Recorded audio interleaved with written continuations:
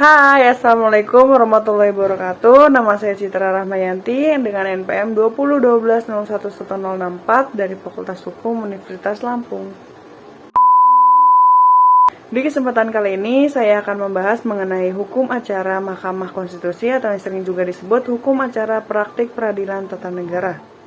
Hukum acara ini menjadi hal yang penting sebab hukum acara ini merupakan salah satu wewenang dari Mahkamah Konstitusi, di mana hal ini merupakan hal yang paling sering diajukan oleh para pemohon, karenanya ini menjadi penting dalam rangka check and balances terhadap kekuasaan lain.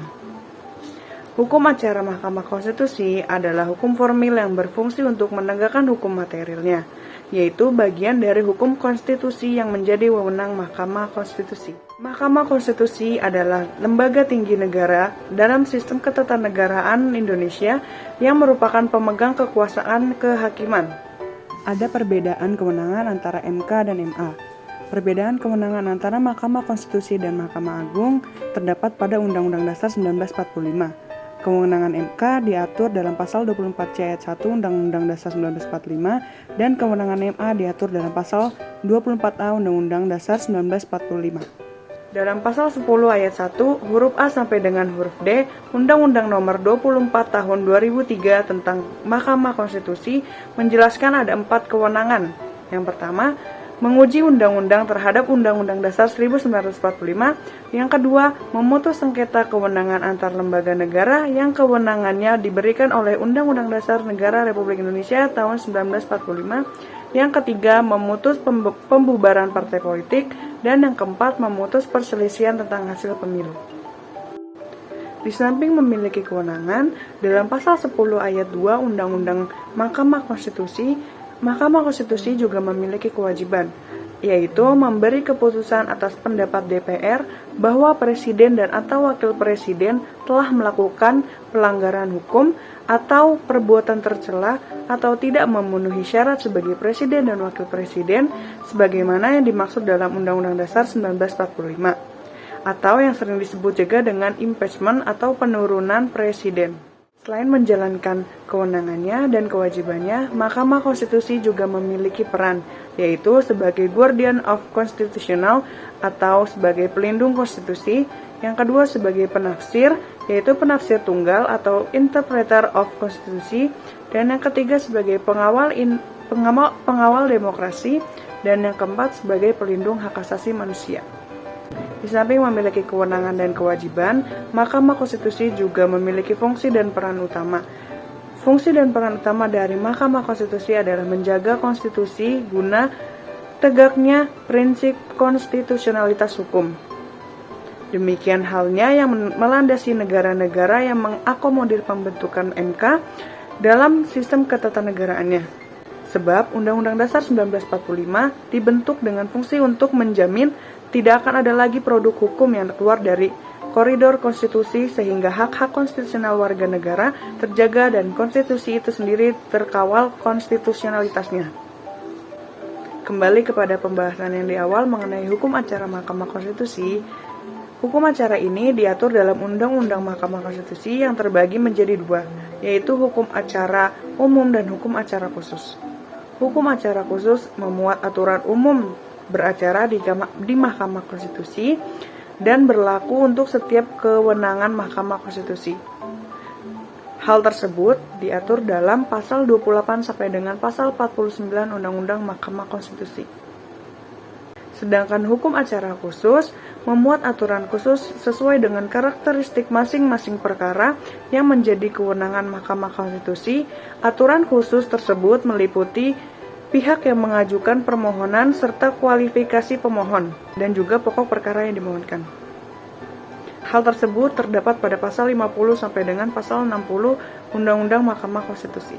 Dalam menjalankan kewenangannya, kewenangan yang paling sering diajukan adalah terkait pengujian undang-undang.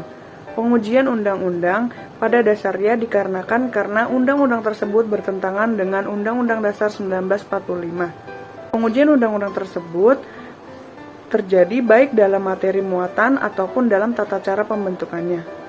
Sesuai dengan pasal 51 ayat 2 Undang-Undang Mahkamah Konstitusi, bentuk pengujian undang-undang terbagi menjadi dua, yaitu pengujian formil dan pengujian material. Pengujian formil adalah pengujian undang-undang yang berkenaan dengan proses pembentukan undang-undang tersebut dan hal-hal lain yang tidak termasuk dalam pengujian material.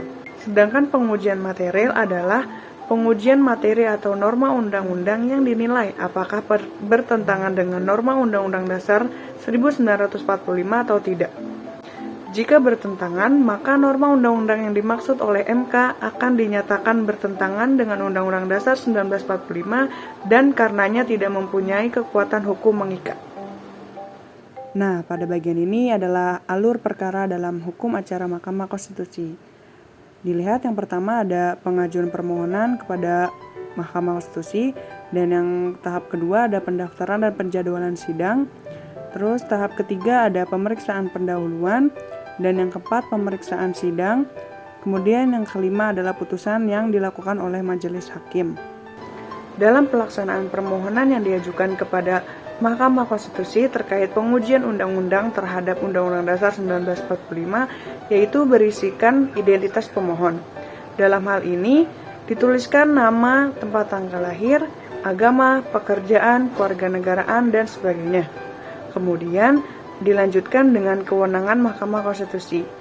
Pada bagian ini, diuraikan dasar permohonan dari mulai kewenangan Mahkamah Konstitusi hingga posita atau argumen bahwa ketentuan yang dimohonkan bertentangan dengan Undang-Undang Dasar Negara Republik Indonesia tahun 1945. Kemudian dilanjutkan dengan legal standing atau kedudukan hukum, posita, dan petitum.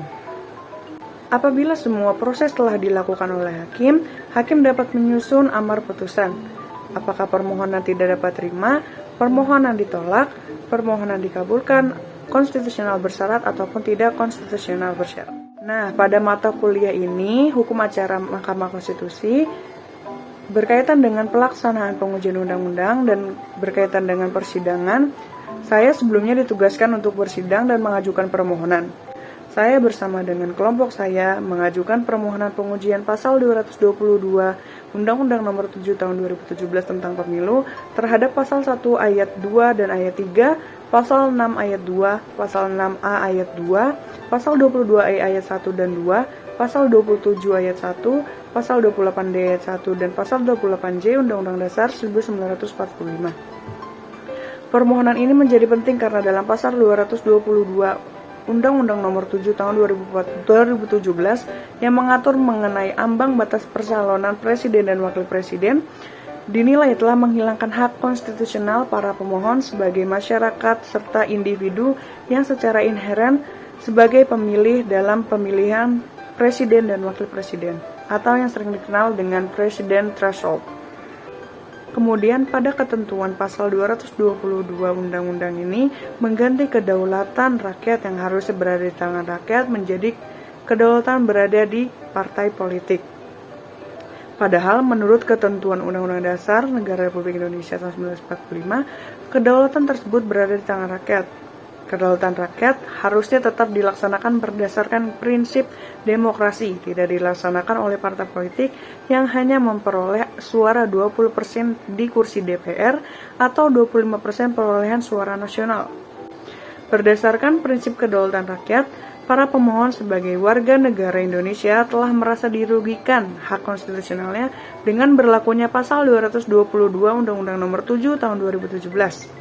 Dan karenanya pasal Akuo bertentangan dengan Undang-Undang Dasar 1945. Oleh karena itu, ketentuan pasal 222 Undang-Undang Akuo membuat para pemohon dan setiap warga negara Indonesia yang berada dalam partai politik tidak mendapatkan perlakuan yang sama di hadapan hukum. Meskipun para pemohon hanya merupakan warga negara Indonesia dan bukan bagian dari partai politik, namun para pemohon tetap merasa kerugian dari adanya pasal 222 Undang-Undang Akuo. Para pemohon merasa hak pilihnya dibatasi karena berlakunya ketentuan pasal tersebut. Namun sayangnya terkait hal ini pada saat persidangan pengujian permohonan kami ditolak oleh hakim karena hakim beranggapan bahwa permohonan kami telah diajukan sebelumnya dan hakim menilai bahwa pemohon tidak memiliki legal standing serta tidak memiliki keterkaitan langsung dengan pokok permohonan. Sekian terkait dengan Mahkamah Konstitusi dan hukum acara Mahkamah Konstitusi atau yang sering kita kenal hukum acara praktik peradilan tata negara. Kurang lebihnya mohon maaf. Wassalamualaikum warahmatullahi wabarakatuh.